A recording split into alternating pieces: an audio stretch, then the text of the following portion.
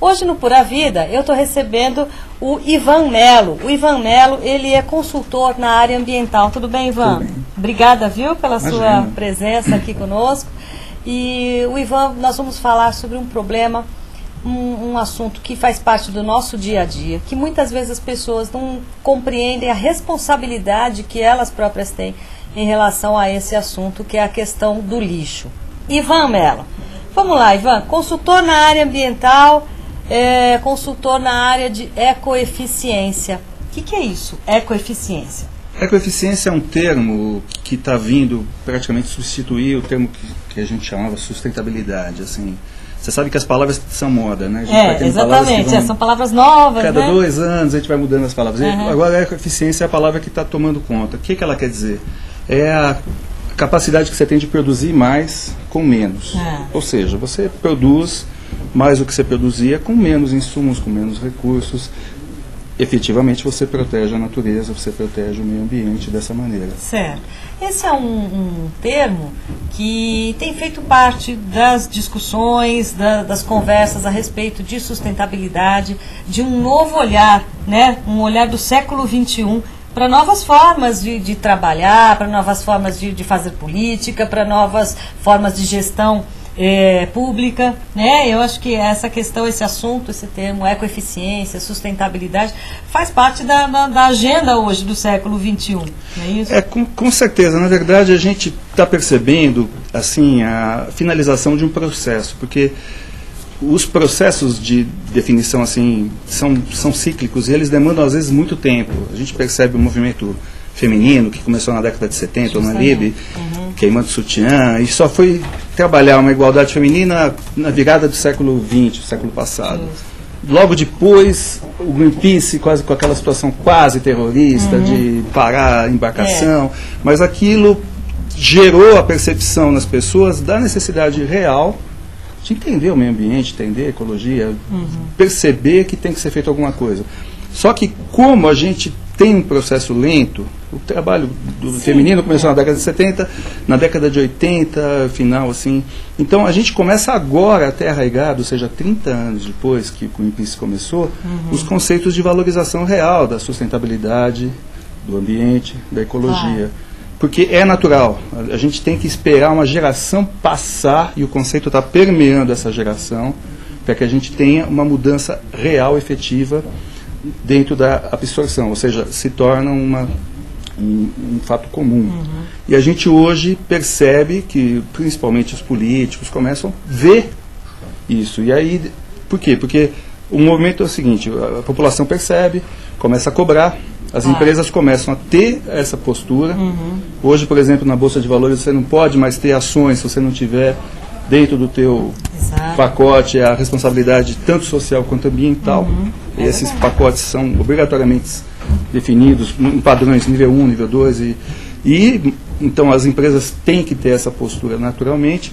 E nesse movimento natural, a classe política também começa a ter que implementar nas políticas públicas as alterações necessárias. Que, cá entre nós, seria o básico, né? Porque a gente depende, sim, muito da política pública para poder ter as ações efetivas. Claro, porque é quando a gente consegue atuar no macro, né? Exatamente. Ter realmente um efeito a médio e longo prazo. Sem as políticas públicas, né, a ação fica um pouco mais engessada. Claro, né? claro. Agora, antes da gente entrar propriamente na questão do lixo, você falou, né? Hoje a gente está tendo um novo posicionamento, esse novo olhar, 30 anos depois das primeiras ações do Greenpeace e dos ambientalistas. E a gente também está chegando ao final da primeira década do século XXI. Que é a década que a ONU, a Unesco definiu como os parâmetros novos do novo milênio. Quer dizer, a gente tem praticamente 20 anos do Protocolo de Kyoto, quer dizer, começa a ter que mensurar, medir o que efetivamente foi feito. Diminuiu? O que diminuiu? De que maneira? Era o que a gente se propôs? Não era. Então, isso é importante, é que a gente começa a ter uma maneira efetiva, uma maneira clara de saber o que tem que ser feito e poder medir, porque assim, tem processos, esses processos têm que ser mensuráveis. Claro. E essa situação agora começa a acontecer, isso é muito interessante. E, acontecendo isso, a gente está percebendo um movimento aqui na Câmara de São Paulo. O ano passado, final do ano, foi promulgada a lei com relação a resíduos sólidos urbanos. É um termo importante que as pessoas podem se acostumar. Na verdade, o lixo é um termo mais bonito, que é resíduo sólido urbano, RSU. Essa palavra, ela tem certas denominações, e essa lei, aqui já no nosso município, já é efetivada, ela define a responsabilidade do fabricante em todo o processo. Justamente. Então, a pessoa que faz uma garrafa lá, qualquer fabricante, sem citar nome, ele tem a responsabilidade na fabricação, na qualidade do produto que está sendo fabricado, no produto que está dentro, e na embalagem, até o ponto final de descarte. Isso é muito interessante, porque nesse momento você começa a poder partilhar com o poder público os custos, o ônus desse, vamos dizer, desse processo que é o ambiente. E era uma coisa muito simples. Até agora, isso é um fato real, as empresas não tinham que prestar contas de que maneira que seus produtos eram usados, se eram usados da melhor maneira possível, se eram fabricados da melhor maneira possível, que aí a gente volta para a ecoeficiência. E agora elas têm que começar a pensar nisso. Quer dizer, a lei já está. Paralelamente, desde 91, a gente tem uma lei nacional, que deve estar sendo agora, esse mês, saindo, quer dizer, são 19 anos. Política Nacional de Resíduos Sólidos, né? 19 anos tramitando uma lei nacional para tratar da questão dos resíduos sólidos, ou seja, do lixo que você produz, que eu produzo, que a indústria produz, né? O comércio, enfim, que a sociedade produz. 19 anos tramitando. A Assembleia Legislativa aprovou antes a lei estadual, de política estadual de resíduos sólidos. Mas é claro que a lei nacional é quem vai ser o grande condutor disso, né? Principalmente nas questões industriais. A gente tem assim patamares, porque na verdade nós somos munícipes, a gente vive numa cidade, num município. Então a gente tem que ter uma legislação local que nos dê defesa. A responsabilidade pelo resíduo sólido urbano é também da prefeitura, do município. Então existe uma situação complexa nessa postura, porque houve inclusive uma época a taxa do lixo. É uma taxa que foi mal trabalhada, mas na verdade ela não é tão indevida quanto todo mundo fala.